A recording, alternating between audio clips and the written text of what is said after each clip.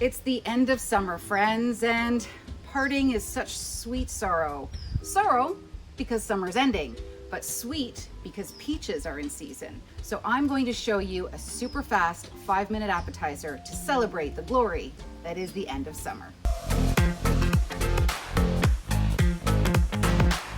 Hi friends, I'm Erin, the founder and chief sommelier here at the Wine Sisters, and sadly, this is our final installment of the Wine Sisters on Vacation. I'm here at my cottage in the beautiful Bruce Peninsula of Ontario, Canada, and alas, because this is the final installment, it does signal that we are at the end of August and summer is rapidly coming to a close, and pump the brakes as hard as I might, I just can't stop time. Shoot. Well, the solace for having summer come to an end is that this is the time when in Ontario we've got a beautiful harvest. Loads of fruits, loads of vegetables, tons of great roadside stands all around here and beautiful farmers markets. And I've got a great appetizer for you today that comes together in 5 minutes and really utilizes the best of Ontario's summer peaches. So what I'm gonna do is I've chopped these peaches in half, and I'm just going to put them right on a warm grill. You can hear that sizzle, right? So I'm just gonna put them right on there.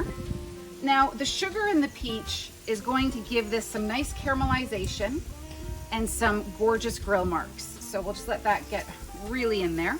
And I'm gonna give that about a 1 or 2 minute head start, and then I'm going to put on some halloumi cheese. And halloumi cheese is a terrific cheese based out of Cyprus. It's made with goat's milk or sheep's milk or some sort of combination thereof.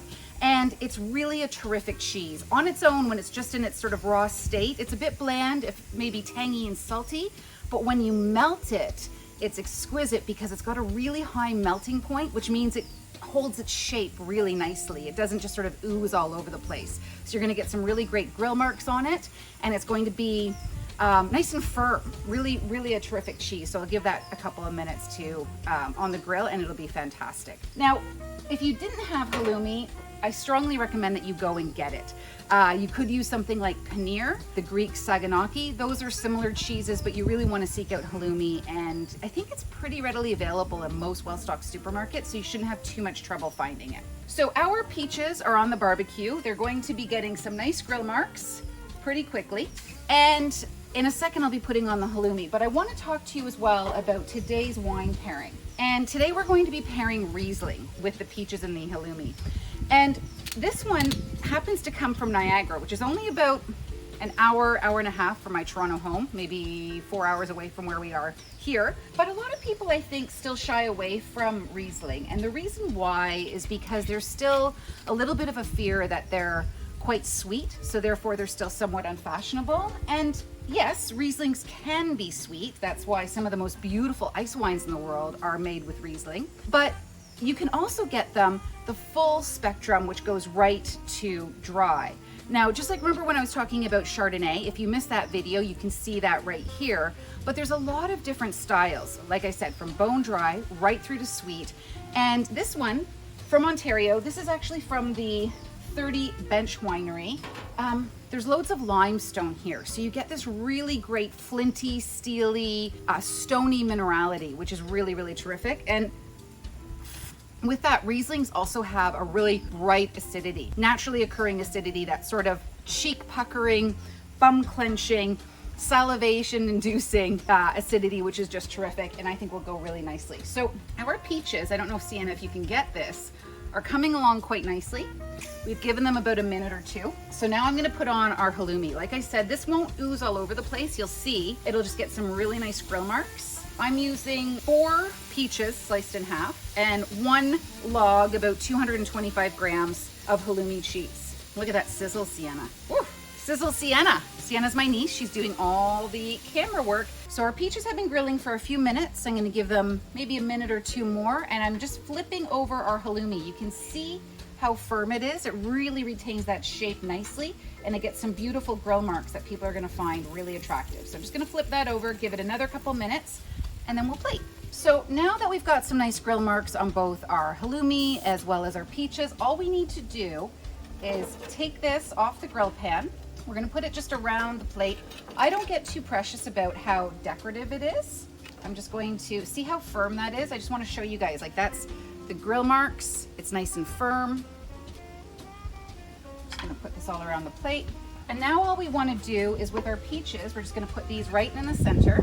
Okay, so we've got our plate lined with our halloumi and the piece de resistance. I'm just going to use a little bit of this honey thyme syrup. It's just a mixture of honey and water, a good pinch of salt because you want a little bit of savoriness, and some fresh thyme. We're just going to drizzle that on. You can see that. And that's what is going to be served for our apéro hour. So that's our 5-minute appetizer, a celebration of the end of summer. And I've chosen this Riesling to go with it, the 30 bench Riesling out of Niagara. So kind of what grows together goes together. We've got a local Riesling with some local peaches.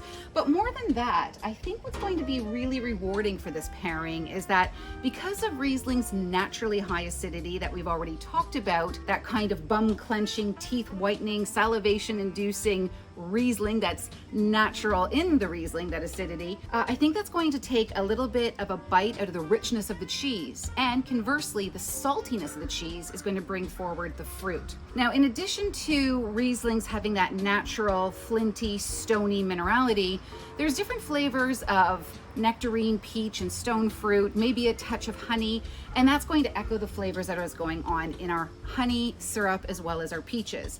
And finally, this particular Riesling, while it does come across as dry because we have that really high acidity to balance out the sugar, this one is slightly off dry, but really tantalizingly so. This one has about 19 grams of residual sugar per liter or so, but what you're going to find is that slight sweetness, that slight fruitiness will really work out well with the sweetness of the fruit. And so you always want, when you're pairing food and wine and you have a food that's going to have a slight hint of sweetness, you always want to make sure that your wine is a little bit more sweet so everything comes into balance. But it's going to be a great pairing. It's going to be an easy, casual, fun pairing for the end of days of summer. So thanks for watching, friends. If you found this at all valuable, hey, share it with your friends and family because we want to get the good word out to everyone who wants to eat, drink, and entertain like a pro.